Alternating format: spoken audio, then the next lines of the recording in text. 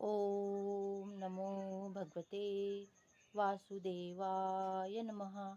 आज आपण आपली भगवद्गीता ही सुरू करणार आहोत.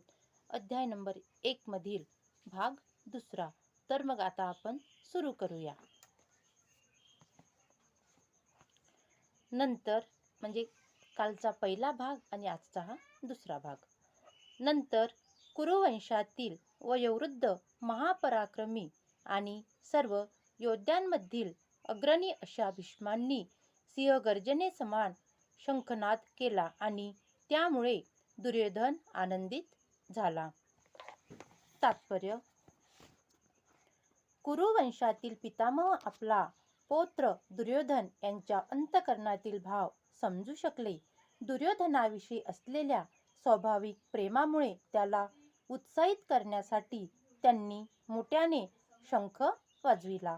हा ध्वनी त्यांच्या सिंहासारख्या असणाऱ्या स्थितीला अनुरूपच होता.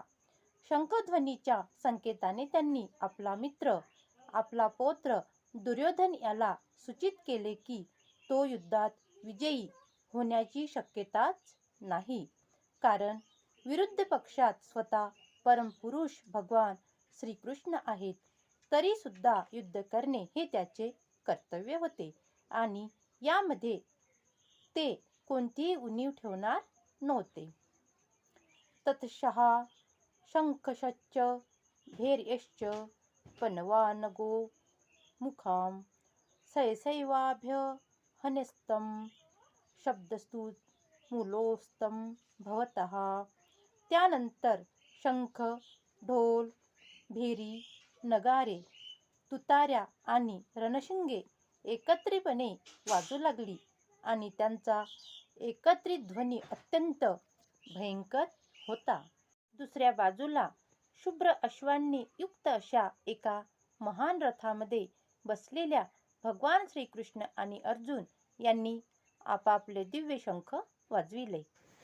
भीष्मदेवांनी वाजविलेल्या शंखांशी तुलना करताना श्रीकृष्ण आणि अर्जुन यांनी वाजविलेल्या शंखांचे दिव्य म्हणून वर्णन करण्यात आलेले आहे. दिव्य शंखांच्या नादाने असे सूचित करण्यात आले आहे की पांडवांच्या पक्षात श्रीकृष्ण असल्याने विरुद्ध पक्षाला विजयाची आशा नव्हती. जयस्तु पांडुपुत्रांना एषा पशे जनार्दन. पांडुपुत्रासारख्या व्यक्तीचाच नेहमी विजय होत असतो, कारण भगवान श्रीकृष्ण त्यांचे सहकारी असतात आणि ज्या ठिकाणी भगवंत असतात त्या ठिकाणी लक्ष्मीदेवी सुद्धा असते. लक्ष्मीदेवी आपल्या पतीविना कधीही एकटी राहत नाही. म्हणून विष्णू किंवा भगवान श्रीकृष्ण यांच्या शंखामधून उत्पन्न झालेल्या दिव्य शंख ध्वनीद्वारे कळून आले की भाग्य आणि विजय अर्जुनाची वाट बघत होते. या व्यतिरिक्त हे दोन्ही मित्र ज्या रथावर बसले होते तो रथ अग्निदेवाने अर्जुनाला दान केला होता.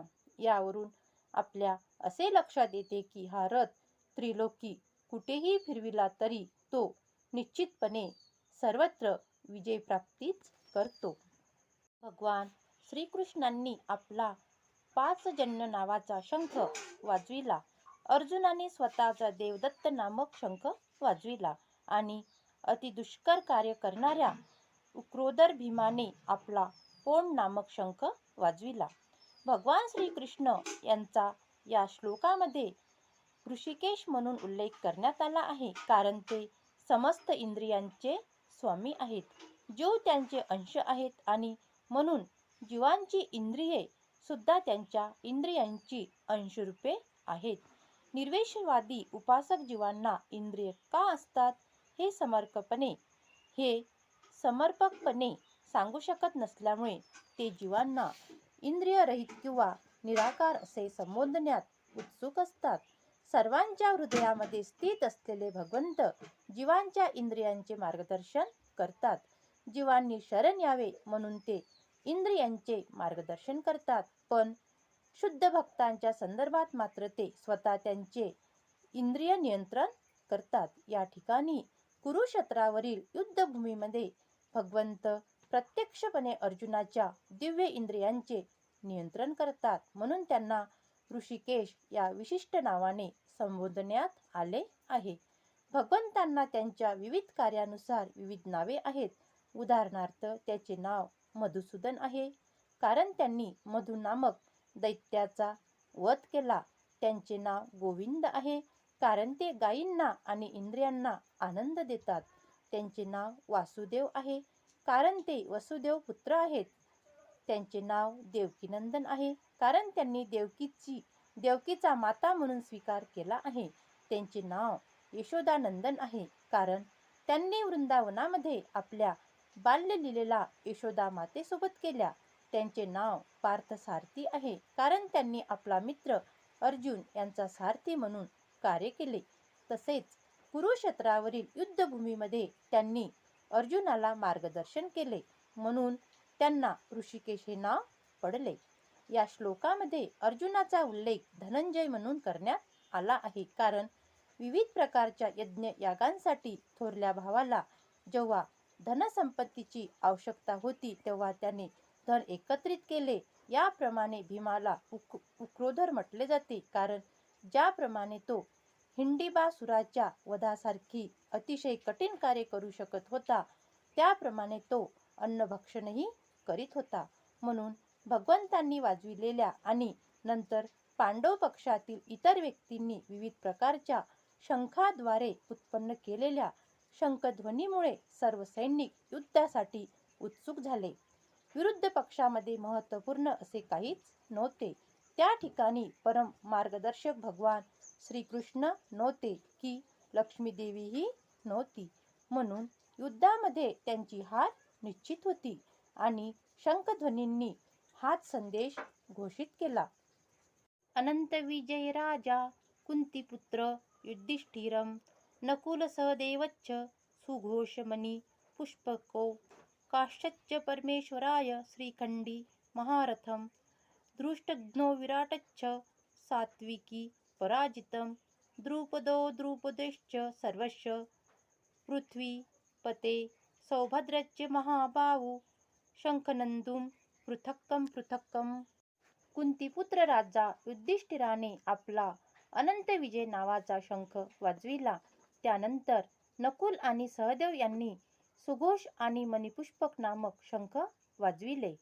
हे राजन, महाधनुर्धर काशी नरेश, श्रेष्ठ योद्धा श्रीखंडी, दृष्टद्युम्न, विराट, अपराजित सात्विकी, द्रुपद, द्रौपदीचे पुत्र आणि सुभद्रेचा महाबाहू पुत्र आणि इतरांनी आपापले शंख वाजविले. संजयाने मोठ्या चातुर्याने धृतराष्ट्राला सांगितले की पांडुपुत्रांना फसविण्याचे आणि स्वतःच्या पुत्रांना राजाच्या सिंहासनावर बसविण्याचा प्रयत्न करण्याचे त्याचे धोरण चुकीचे आहे आणि ते मुळीच सत्य नाही. पूर्वलक्षणांवरून नंतर ते संपूर्ण कुरुवंश या महायुद्धांमध्ये मारला जाईल हे स्पष्टपणे कळून आले आहे. पितामह भीष्मांपासून ते अभिमन्यूसारख्या नातवंडांपर्यंत तसेच जगातील इतर सर्व राज्यांचे राजे जे कोणी त्या ठिकाणी उपस्थित होते त्या सर्वांचा विनाश निश्चित होता. राजा धृतराष्ट्रांमुळेच ही आपत्ती कोसळली होती, कारण त्याने आपल्या मुलांनी स्वीकारलेल्या धोरणाला उत्तेजन दिले होते. धृतराष्ट्राने कोणत्याही बाबतीत आपल्या मुलांवर नियंत्रण ठेवले नव्हते आणि याचा परिणाम आता भोगावा लागणार होता. हा विविध प्रकारचा शंखनिनाद वाढतच गेला. या निनादाने आकाश आणि पृथ्वीतल दुमदुमून गेले आणि धृतराष्ट्रपुत्रांची हृदये विदीर्ण झाली. दुर्योधनाच्या पक्षातील भीष्म आणि इतरांनी जेव्हा शंखनाद केला तेव्हा पांडवांची हृदये मुळीच विदीर्ण झाली नाहीत. अशा प्रकारच्या घटनांचा उल्लेख आढळत नाही. परंतु या विशिष्ट श्लोकामध्ये पांडव पक्षाच्या बाजूने करण्यात आलेल्या शंखध्वनीमुळे धृतराष्ट्रपुत्रांची हृदये विदीर्ण झाली असे सांगितले आहे. याचे कारण म्हणजे पांडव आणि त्यांचा भगवान श्रीकृष्णावरील दृढ विश्वास होय. जो भगवंताचा आश्रय घेतो तो महाभयानक आपत्तीमध्येही भयभीत होत नाही. हनुमानाचे चिन्ह असलेल्या ध्वजावर रथावर आरूढ असलेला पांडुपुत्र अर्जुन त्यावेळी धनुष्य हाती घेऊन बाण सोडण्यास सज्ज झाला. हे राजन, व्यूहरचनेतील धृतराष्ट्रपुत्रांकडे पाहून अर्जुन भगवान श्रीकृष्णांना पुढील प्रमाणे म्हणाला.